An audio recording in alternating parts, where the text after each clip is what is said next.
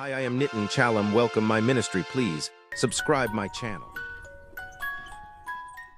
Abraham तीन धर्मों का पिता अब्राहम, जिन्हें यहूदी परंपरा में अब्राहम, ईसाई धर्म में अब्राहम और इस्लाम में इब्राहिम कहा जाता है। तीनों प्रमुख एकेश्वरवादी धर्मों यहूदी धर्म, ईसाई धर्म और इस्लाम के लिए एक केंद्रीय और आदरणीय व्यक्तित्व है। उन्हें विश्वासियों का पिता, फादर ऑफ फेथ कहा जाता है, क्योंकि उनका जीवन विश्वास और आज्ञाकारिता की सबसे ऊंची मिसाल है।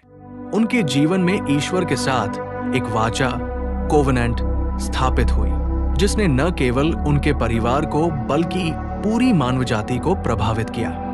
ऐतिहासिक पृष्ठभूमि और जन्म। अब्राहम का जन्म लगभग 19वीं सदी ईसा पूर्व में मेसोपोटामिया के नगर उर में हुआ। उस समय ये क्षेत्र सुमेरी सभ्यता का प्रमुख केंद्र था। यहाँ चंद्रदेव सिन की पूजा होती थी। बाइबल, उत्पत्ति 11 और यहूदी ग्रंथ मिद्राश बताते हैं कि अब्राहम के पिता 13 मूर्तियों का व्यापारी थे। कुरान सूरा अल-अनाम 6:74 बताता है कि इब्राहिम ने अपने पिता से कहा, क्या तू मूर्तियों को ईश्वर मानता है? मैं तुझे और तेरी कौम को खुली गुमराही में देखता हूँ। ये दर्शाता है कि बचपन से ही उन्होंने मूर्ति पूजा का विरोध किया और एक सच्चे परमेश्वर की खोज में लगे रहे। मूर्ति पूजा का विरोध और विश्वास की परीक्षा। कुरान सूरा अल-अंबिया 21:51-70 में एक प्रसिद्ध घटना है। इब्राहिम ने सभी छोटी मूर्तियों को तोड़ दिया और कुल्हाड़ी सबसे बड़ी मूर्ति के गले में लटका दी। जब लोगों ने उनसे पूछा तो उन्होंने कहा, पूछो इस सबसे बड़ी मूर्ति से, यदि ये बोल सकती है। इससे जनता क्रोधित हो गई और उन्हें आग में जलाने का आदेश दिया गया, लेकिन अल्लाह ने आग को ठंडी कर दिया और इब्राहिम सुरक्षित बाहर निकल आए। ये घटना उनके अडिग विश्वास और मूर्ति पूजा के विरुद्ध खड़े होने की साहसिकता को प्रकट करती है। यहूदी परंपरा भी बताती है कि नबूकदनेस्सर जैसे शासक ने उन्हें आग में डालने का प्रयास किया, लेकिन ईश्वर ने उन्हें बचाया। ईश्वर का बुलावा और कनान की ओर यात्रा। बाइबल उत्पत्ति 12:1-4 में आता है, यहोवा ने अब्राम से कहा, अपने देश और अपनी जन्मभूमि और अपने पिता के घर को छोड़कर उस देश में जा जिसे मैं तुझे दिखाऊंगा। मैं तुझसे एक बड़ी जाति बनाऊंगा और तुझे आशीष दूंगा और पृथ्वी की सारी जातियां तेरे द्वारा आशीष पाएंगी। अब्राहम ने 75 वर्ष की आयु में पत्नी सारै, भतीजे लूत और अपने सेवकों के साथ ऊर से यात्रा शुरू की और कनान, वर्तमान इजराइल फिलिस्तीन क्षेत्र पहुंचे। ये यात्रा विश्वास की पहली महान परीक्षा थी। मिस्र की यात्रा और कठिनाइयां। कनान में अकाल पड़ने पर अब्राहम मिस्र चले गए। सारै बहुत सुंदर थी, इसलिए अब्राहम ने कहा कि वो उनकी बहन है। फिरौन ने उन्हें अपने हरम में ले लिया, परंतु ईश्वर ने फिरौन और उसके घराने पर विपत्तियां भेजी। जब सच्चाई सामने आई तो फिरौन ने अब्राहम को सम्मान और संपत्ति देकर विदा किया। ये घटना दिखाती है कि विश्वास के इस मार्ग पर भी अब्राहम ने कभी-कभी भय के कारण समझौता किया, परंतु ईश्वर अपनी प्रतिज्ञा पर स्थिर रहे। लूत से अलगाव और सदोम की कथा। कनान लौटने के बाद अब्राहम और लूत की संपत्ति इतनी बढ़ गई कि उनके चरवाहों में झगड़े होने लगे। अब्राहम ने शांति का रास्ता चुना और कहा कि लूत पहले भूमि चुन ले। लूत ने उपजाऊ यर्दन घाटी चुनी, जो सदोम और अमोरा के पास थी। बाद में यही नगर उनकी दुष्टता के कारण ईश्वर द्वारा नष्ट कर दिए गए। अब्राहम ने इन नगरों के लिए मध्यस्थता भी की। उत्पत्ति 18 ये उनके दयालु और मध्यस्थ स्वभाव को दर्शाता है। वाचा और नाम परिवर्तन। अब्राम से अब्राहम। उत्पत्ति 15 और 17 में ईश्वर ने अब्राहम से वाचा की, तुम्हारे वंशज आकाश के तारों के समान असंख्य होंगे। तुम्हें कनान की भूमि सदा के लिए दी जाएगी। तुम्हारा नाम अब्राम, उत्कृष्ट पिता से बदलकर अब्राहम, अनेकों का पिता होगा। तुम्हारी पत्नी सारै का नाम बदलकर सारा होगा। खतना इस वाचा का चिन्ह होगा। ये वाचा तीनों धर्मों के लिए केंद्रीय है। इश्माइल का जन्म और उसका महत्व।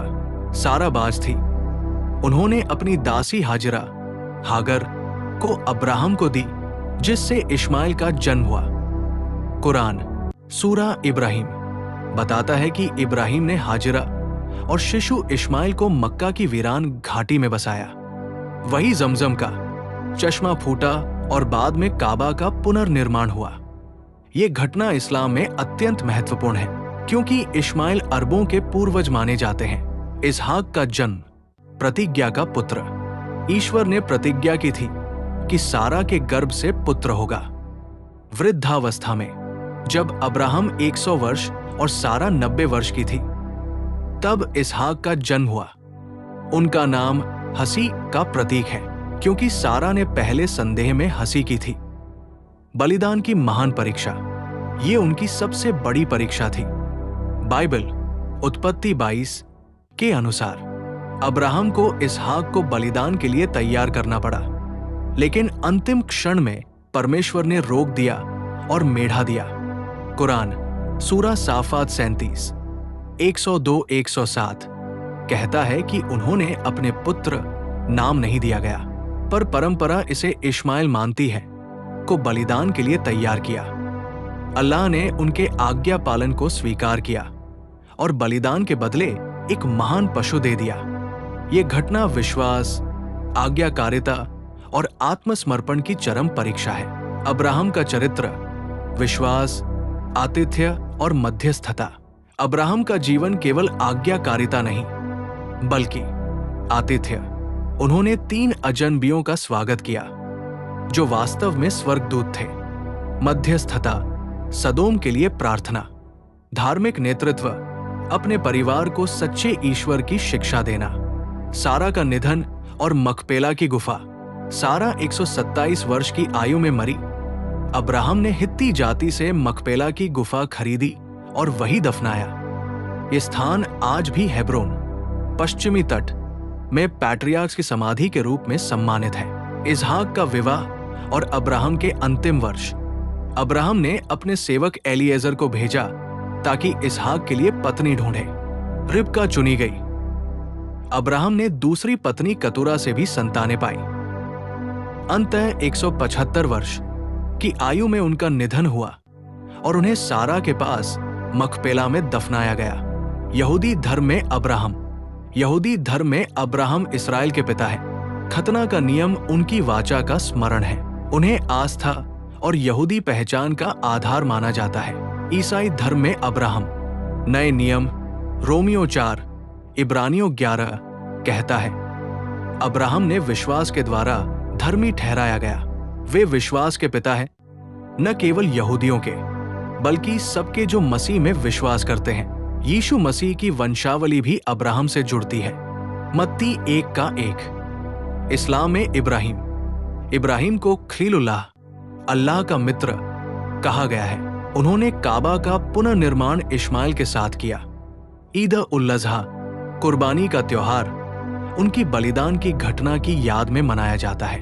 उन्हें हनीफ कहा गया, सच्चे एकेश्वरवादी, जो किसी भी धर्म के बंधन से पहले केवल अल्लाह की उपासना करते थे। अन्य परंपराएं और ऐतिहासिक दृष्टिकोण। कुछ ऐतिहासिक विद्वान अब्राहम को अर्ध ऐतिहासिक मानते हैं, परंतु उनकी कथा का प्रभाव इतना व्यापक है कि वे केवल एक व्यक्ति नहीं, बल्कि एक संपूर्ण आध्यात्मिक आंदोलन का प्रतीक बन गए। अब्राहम की वाचा और आधुनिक समय के लिए संदेश। अब्राहम की वाचा हमें सिखाती है, ईश्वर अपने वचन पर स्थिर रहता है। विश्वास कभी कभी अंधेरे में चलना होता है। सच्चा धर्म आज्ञाकारिता और करुणा का मेल है। तीनों धर्मों की जड़ें एक ही विश्वास में है। इससे आज के विश्व में शांति और भाईचारा बढ़ सकता है। आस्था का सार्वभौमिक आदर्श। अब्राहम का जीवन केवल प्राचीन इतिहास नहीं, बल्कि हर युग के लिए प्रेरणा है। उन्होंने सिखाया कि सच्चा विश्वास केवल शब्दों में नहीं, बल्कि कार्य और त्याग में प्रकट होता है। चाहे उन्हें यहूदी अब्राहम, ईसाई अब्राहम या इस्लामी इब्राहिम कहा जाए, वे सब के लिए आस्था, साहस और ईश्वर के प्रति निष्ठा के आदर्श हैं। अगर ये जानकारी आपको पसंद आई हो तो अपने लोगों तक जरूर शेयर करें। इससे हमें और भी ज्ञान देने वाले वीडियो बनाकर पोस्ट करने का हौसला मिलेगा। याद रखें, ये भी सुषमाचार प्रचार है। God bless you.